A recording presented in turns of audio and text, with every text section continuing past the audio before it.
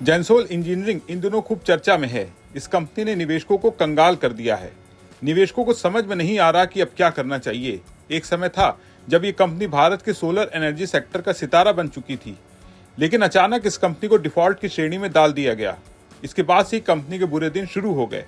Credit rating खराब होती company के शेयरों में लोअर सर्किट लगने शुरू हो गए। बीते 5 दिन में जेंसोल इंजीनियरिंग का शेयर 40% टूट चुका है। एक हफ्ते में कंपनी के शेयर का भाव अर्श से फर्श पर आ गया। आखिर ऐसी क्या गलतियां हुई जो कंपनी पर भारी पड़ गई? ये स्टोरी आपको पूरी कहानी में बताएंगे। जेंसोल इंजीनियरिंग की स्थापना 2012 में हुई थी। ये कंपनी सोलर पावर सिस्टम्स को डिजाइन, प्रोक्योर और बनाने का काम करती थी, यानी छतों पर लगने वाले सोलर पैनल्स, बड़े ग्राउंड माउंटेन सिस्टम्स और यहाँ तक कि फ्लोटिंग सोलर इंस्टॉलेशंस भी। लेकिन जेंसोल ने सिर्फ सोलर एनर्जी तक ही सीमित नहीं रहना चाहा। उन्होंने इलेक्ट्रॉनिक व्हीकल लीजिंग में भी कदम रखा। अपनी खुद की ईवी मैन्युफैक्चरिंग प्लांट बनाने की योजना भी बनाई। जेंसोल का ग्राफ तेजी से बढ़ रहा था। कारोबारी साल 2021 में जेंसोल का रेवेन्यू महज 63 करोड़ रुपए था, लेकिन कुछ ही सालों में बढ़कर 1385 करोड़ तक पहुंच गया। कंपनी की ऑर्डर बुक 7000 करोड़ की थी और कंपनी सालाना 40% से ज्यादा ग्रोथ की दर से आगे बढ़ रही थी।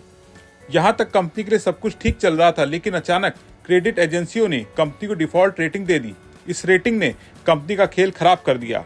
केयर और ICRA ने जेंसोल की रेटिंग डी यानी डिफॉल्ट कर दी। ये रेटिंग तब दी जाती है जब कोई कंपनी अपने लोन की समय पर किस्तें नहीं चुका पाती। जेंसोल के मामले में कंपनी ने कई लेनदारों को समय पर पेमेंट नहीं किया। इसके अलावा ICRA ने यह भी कहा जेंसोल ने समय पर पेमेंट साबित करने के लिए जो दस्तावेज दिए वे जाली थे। ये मामला कंपनी के कॉर्पोरेट गवर्नेंस पर बड़ा सवाल उठाती है। डिफॉल्ट रेटिंग पर कंपनी ने अपना पक्ष भी रखा है। जेंसोल का कहना है कि उन्हें शॉर्ट टर्म लिक्विडिटी मिसमैच का सामना करना पड़ रहा है, यानी उनके पास पैसा है लेकिन वो इस समय उपलब्ध नहीं है। कंपनी ने पिछले 9 महीनों में 230 करोड़ रुपए से ज्यादा का कर्ज चुकाया है और उनका ऑर्डर बुक भी मजबूत है। कंपनी के चेयरमैन और मैनेजिंग डायरेक्टर अनमोल सिंह जग्गी ने यह भी कहा कि वो एक स्वतंत्र कमेटी बनाएंगे जो दस्तावेजों की जांच करेगी। जेंसोल के शेयर होल्डर्स अब चिंतित हैं। पिछले कुछ हफ्तों में कंपनी के शेयर की कीमतों में लगभग 50% की गिरावट आई है।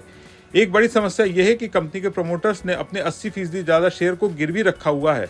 अगर शेयर की कीमत और गिरती है तो लेनदार मार्जिन कॉल कर सकते हैं, यानी गिरवी रखे शेयर्स को बाजार में बेच सकते हैं। जेंसोल ने अपने कर्ज को कम करने के लिए एक स्ट्रेटेजिक प्लान भी बनाया है। इस प्लान के तहत कंपनी ईवी एसेट्स की बिक्री करेगी।